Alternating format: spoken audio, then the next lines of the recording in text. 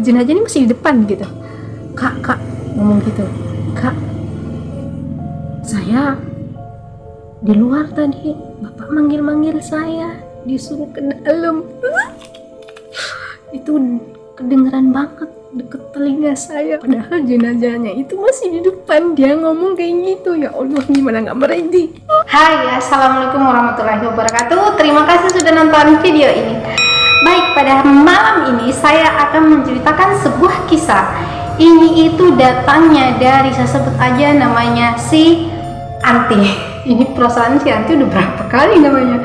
Enggak, ini bukan nama asli guys. Dia nggak mau nyebutin namanya.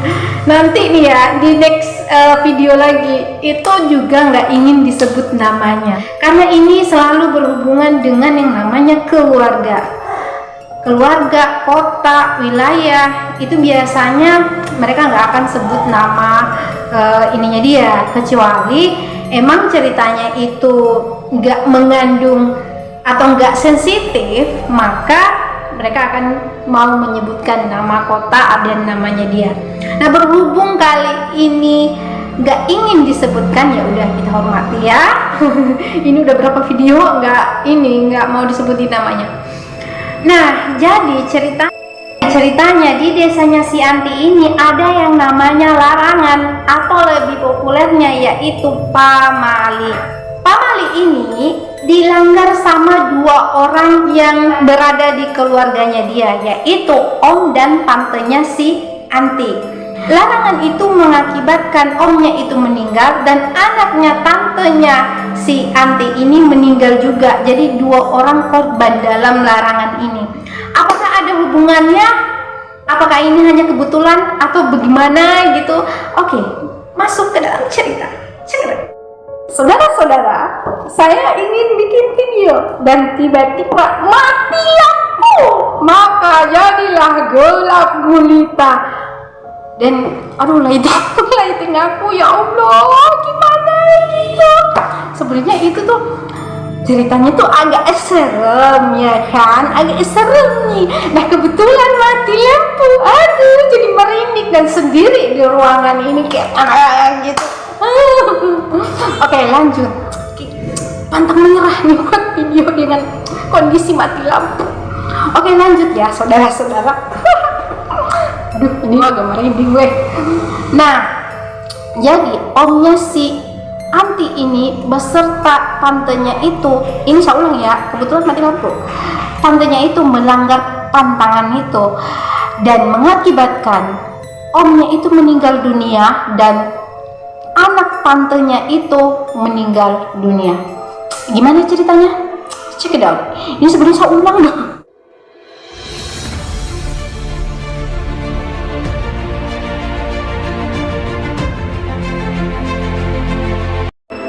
Jadi ceritanya di sini itu ada 4 orang yang berperan.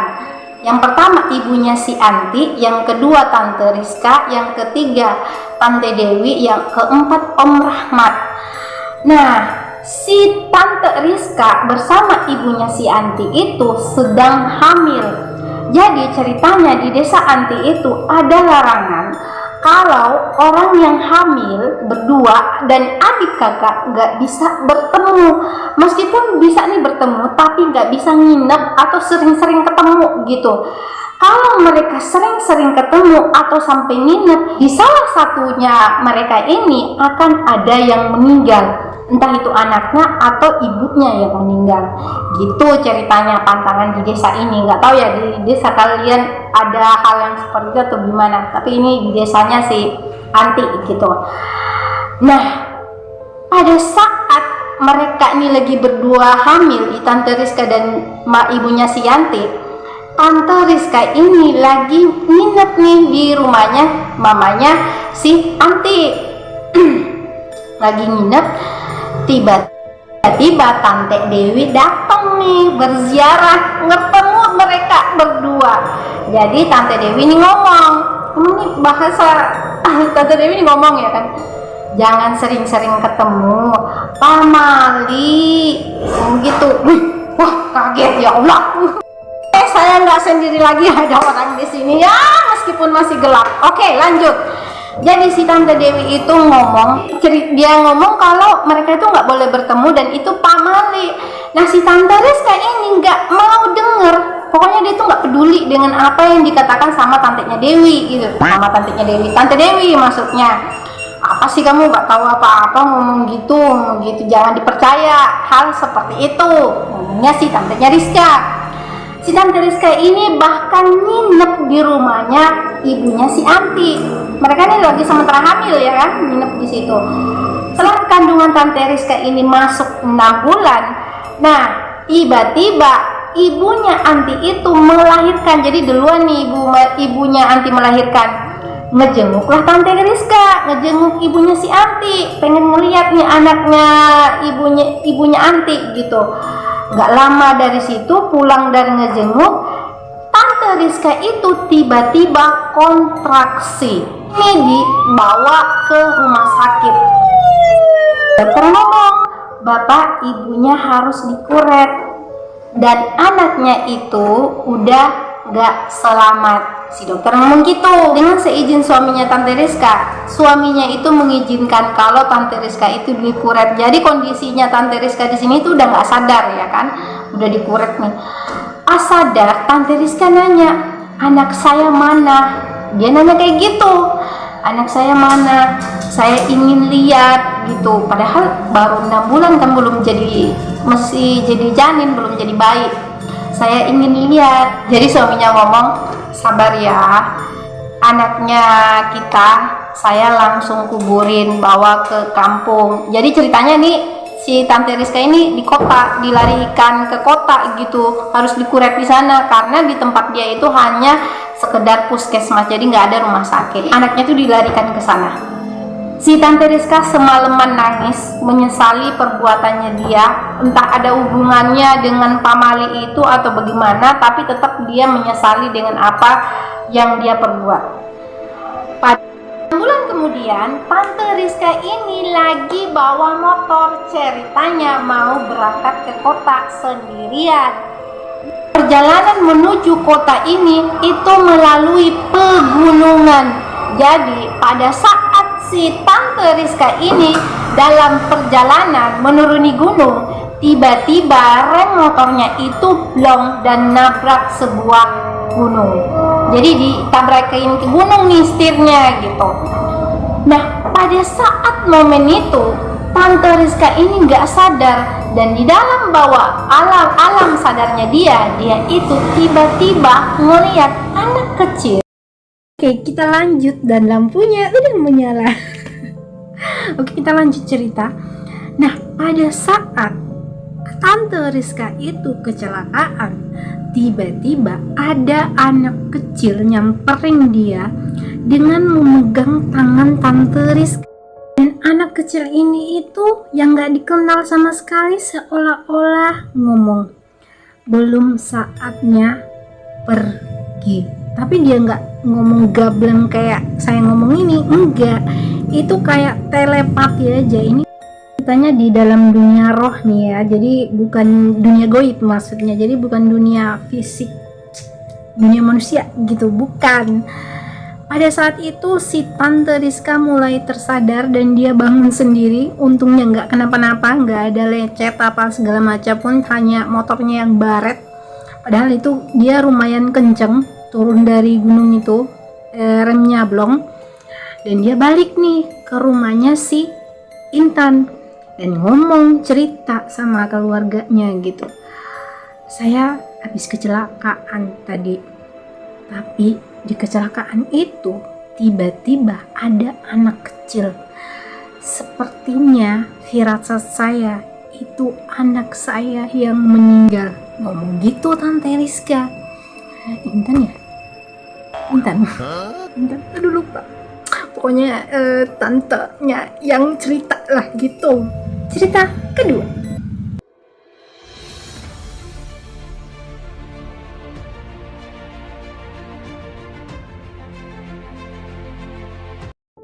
Cerita kedua ini datangnya dari Om Rahmat, yaitu omnya si Anti. Masih nih, kan tadi tuh dari Tante Rizka. Nah sekarang dari omnya Rahmat.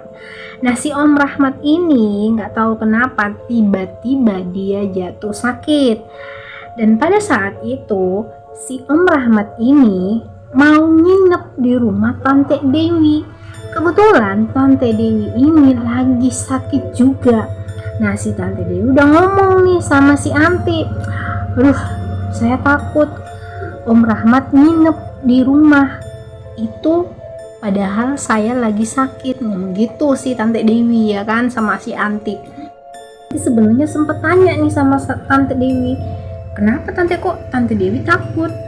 Enggak, di sini kan ada mitos kalau orang sakit adik kakak berdua ketemu pasti salah satunya itu akan meninggal. Gitu Tante Dewi sama si Anti. Si Anti sih sebenarnya ngedenger itu nggak ambil pusing karena lagian dia nggak percaya dengan hal yang seperti itu. Dan suatu ketika jam 1 malam dini hari tiba-tiba ada seseorang yang ngetok pintu. Hal ini sebenarnya membuat si Anti bener-bener kaget. By the way, si Anti itu lagi sendiri di rumah, keluarganya itu lagi keluar, lagi nginep di rumah kebun gitu. Jadi mereka tuh lagi nginep di sana bertiga, adiknya, ibunya sama ayahnya. Jadi si Anti doang di rumah. Jadi kembali lagi nih sama orang yang ngetuk pintu. Jadi ngedor-ngedor pintu manggil, Anti bangun, gitu, bangun. Ngedor pintu. Langsung dia bangun, kebuka. Ini jam 1 malam ya. Ada apa? Kamu ngebangunnya aku? Ini Om Rahmat meninggal dunia. Si Anti langsung kaget karena belum lama dia datang dari rumah Om Rahmat nih. Lah, kok tiba-tiba gitu? Tapi sebenarnya si Om Rahmat ini kan udah lama sakit ya. Dia langsung berangkat ke sana melihat jenazahnya Om Rahmat gitu. Nah, pada saat di tempat rumah duka, rumah Om Rahmat, di situ kan ada yang namanya tempat bakar, itu ditaruh di bawah kakinya dia itu dupa dibakar di situ. Nggak tahu tujuannya apa, kenapa harus bakar dupa. Jadi tiba-tiba dupa itu mau habis dan ceritanya mau disuruh ngambil di rumah anaknya dia. Nah rumah anaknya dia itu agak jauh dan salah satu anaknya dia itu suruh ngambil di sana ya kan. Kebetulan si anak satunya ini yang kakak, yang adik kedua itu penakut, saya sebut namanya Indah aja ya. Itu penakut, nggak mau ke rumahnya karena ayahnya meninggal ya kan, si Om Rahmat ini. Jadi kakaknya itu ngomong, kamu ini pergi ambil ke rumah ini dupa gitu, dibakar nih. Enggak, saya nggak berani ke rumah sendiri. Nah si Intan berani, ya udah kita berdua aja. Masih tetap nggak berani, harus berangkat bertiga, nggak tahu kenapa. Jadi mereka tuh anak pertama, anak kedua sama si Anti yang berangkat ke rumah itu. Rumahnya ini kan masih kayak rumah panggung ya, rumah kayu, rumah kecil kayak rumah-rumah saung gitu, rumah kecil gitu. Jadi ceritanya Om Rahmat ini kan belum ada diumumin di masjid, jadi belum banyak yang tahu gitu dia kalau Om Rahmat ini meninggal. Nah pada saat perjalanan mau ke rumahnya anaknya dia, tiba-tiba tetangga rumah anaknya dia itu keluar rumah nih. Tetangganya ini nyamperin dan nanya, itu di dalam rumah siapa? Kok berisik banget, kayak rumah digoyang. Ini kan rumahnya tuh rumah kecil ya, bisa digedor gitu, berisik gitu. Nah si om yang nanya ini, kalian ngapain kesini bertiga? Dan di rumah itu siapa? Kok berisik banget? Jadi si Anti denger aja nih ceritanya si om ini yang sedang lagi cerita. Nah si anaknya Om Rahmat ini ngomong, oh ini om, bapak saya meninggal dunia, mungkin dia yang di situ. Seenteng itu dia ngomong, padahal jenazahnya itu masih dalam rumah. kebetulan si jenazah ini semasa hidupnya itu sering bercanda, sering nakutin orang gitu. Aduh, gimana nggak merinding. Nah, diambillah nih dupa, dibawa ke tempat ini. Ini mereka di perjalanan masih inget ceritanya yang ini ya kan, dibawa ke sana. Dibawalah dupa ini ke rumah tempat duka. Pada saat lagi ngaji, si Anti nih lagi ngaji ya kan, di dekat jenazah, tiba-tiba anak yang ketiga cowok itu nyamperin si Anti. Padahal jenazah ini masih di depan gitu. Kak ngomong gitu, Kak, saya di luar tadi bapak manggil saya, disuruh ke dalam. Itu kedengeran banget deket telinga saya, padahal jenazahnya itu masih di depan. Dia ngomong kayak gitu. Ya Allah, gimana nggak merinding. Nah, si Anti responnya, udah ngaji itu si Anti ya kan. Padahal ini udah bener-bener dia itu udah ngerasa merinding, tapi dia nggak nunjukin rasa ketakutannya. Segitu jahilnya nih Om Rahmat ini sama orang-orang. Jadi anak itu sempat cerita, emang si bapak semasa hidupnya itu sering banget nakutin orang. Jadi kalau hal seperti ini itu gak akan pernah jadi hal yang mengejutkan bagi orang-orang. Pasti itu udah biasa, hidupnya aja dia sering nakutin, ngagetin orang gitu, apalagi udah meninggal. Oke, sekian dulu ceritanya si Anti. Semoga kalian terhibur. Udah berapa kali pindah lokasi.